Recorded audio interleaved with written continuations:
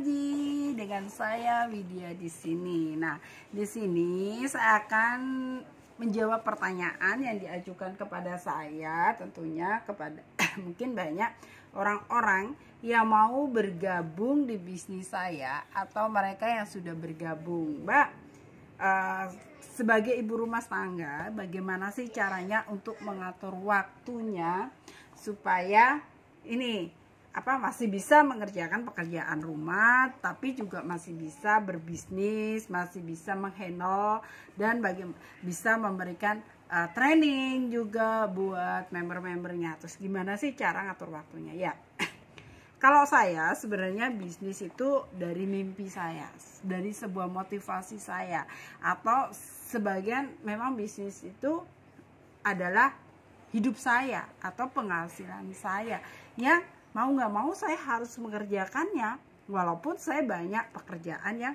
lain-lainnya, pekerjaan sebagai ibu rumah tangga, sebagai seorang istri gitu kan, yang saya harus bisa mengurus semuanya dan saya harus bisa menghandle semuanya dengan saya berbisnis. Nah, saat ini banyak juga seorang ibu-ibu yang bekerja jadi karyawan dan dia juga sebagai ibu rumah tangga, sama dengan halnya kayak gitu. Jadi saya mengupayakan bagaimana saya ini berbisnis. Saya bukan sebagai karyawan, tapi saya berbisnis yang dimana saya bisa mengerjakan bisnis itu dan saya tetap mengerjakan pekerjaan rumah saya. Nah, ini buktinya hari ini saya tetap sih mengerjakan, saya tetap beres-beres rumah, saya masak segala macam, saya ngurusin anak saya, bagaimana apapun itu saya tetap mengerjakannya dengan setiap hari gitu.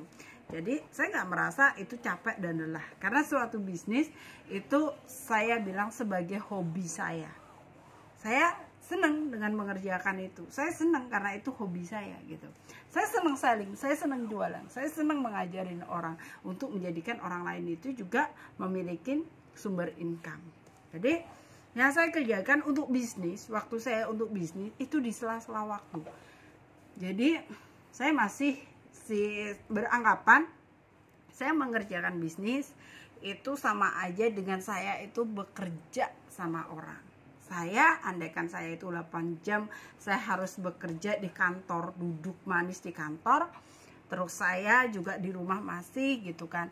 Tapi kalau di sini saya enggak. Bagaimana saya mengatur waktu saya masih bisa bekerja, ya enggak harus 8 jam lah saya bekerjanya. Tapi saya minimal saya mengusahakan waktu saya 1 atau 2 jam per hari itu pasti untuk saya berpromosi, saya memberikan value, saya memberikan sebuah postingan saya, karena toh saya kerjanya hanya di online, kerjaan saya hanya di rumah, jadi saya bisa kapan aja gitu kan. Ketika saya pergi, saya berusaha untuk saya itu 1 hari pun saya masih memberikan sebuah postingan ya. Jadi saya nggak asal ya udah saya pergi hari ini, nggak. Jadi suatu pekerjaan yang belum saya kerjakan itu seperti hutang. Saya mau nggak mau dalam 1 hari itu saya punya target diri saya harus saya kerjakan, walaupun pekerjaan saya yang lainnya itu banyak gitu kan. Saya masih packing sendiri, saya handle customer sendiri, saya ngurus sendiri gitu kan. Cuma untuk ngirim sih udah ada kurir untuk yang datang, tapi kalau untuk yang lain-lainnya saya masih kerjakan sendiri. Coba bayangin, mungkin bagi Anda seorang ibu rumah tangga ya, aduh Mbak, waktu saya udah habis nih, udah banyak, saya punya anak gini-gini, saya nggak bisa. Memang saya nggak sama.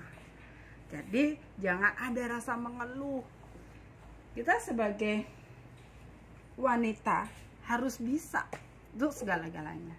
Kita bisa menyenangkan keluarga kita, bagaimana keluarga kita masih terpenuhi kebutuhan hidupnya, kebutuhan setiap harinya. Kita sebagai wanita, kita nggak bisa untuk mengandalkan minta atau diberi gitu. Jadi kalau saya berpikiran lebih baik saya yang memberi daripada saya diberi. Nah itu. Jadi saya selalu berusaha semaksimal mungkin saya untuk saya bisa untuk menjadi terbaik buat saya dan keluarga saya, dan buat semuanya, buat teman-teman atau semuanya yang bisa terinspirasi.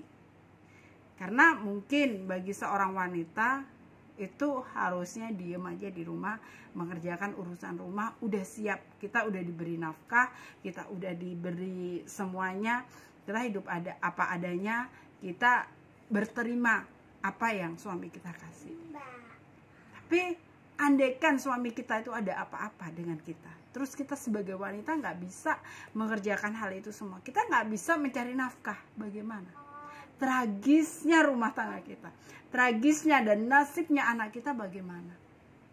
Jadi kita sebagai wanita pun kita benar-benar harus kuat di segala hal, kuat di dalam hal rintangan, menjalani semuanya. Jadi kita nggak bisa jadi wanita itu yang lemah.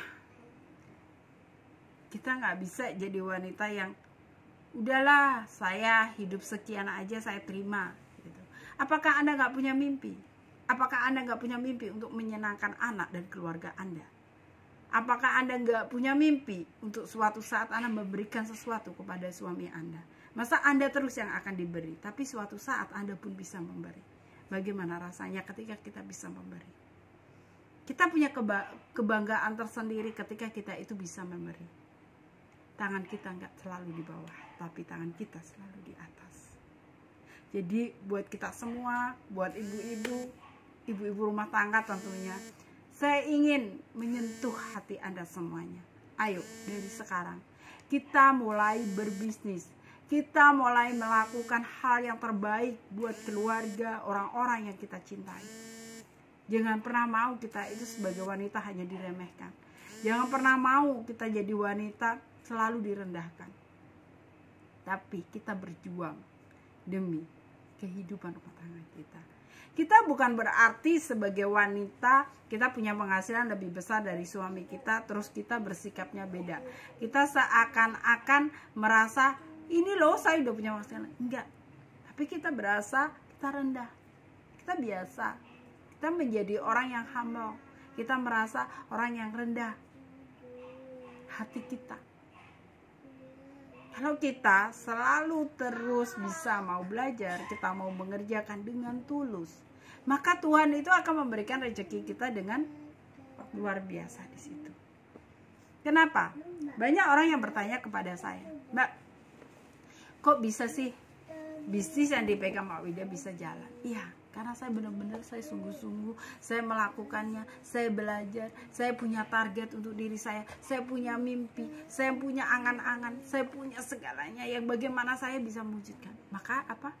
Tuhan memberikan jalan yang terbaik buat saya.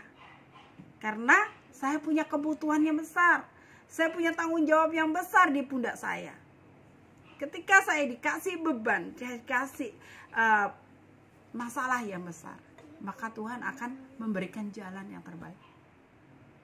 Jadi buat Anda semuanya jangan merasa saya sendirian Mbak, saya punya masalah yang seperti enggak. Banyak perempuan-perempuan yang punya masalah yang berbeda-beda. Banyak perempuan tuh punya masalah yang dicuekin oleh suami.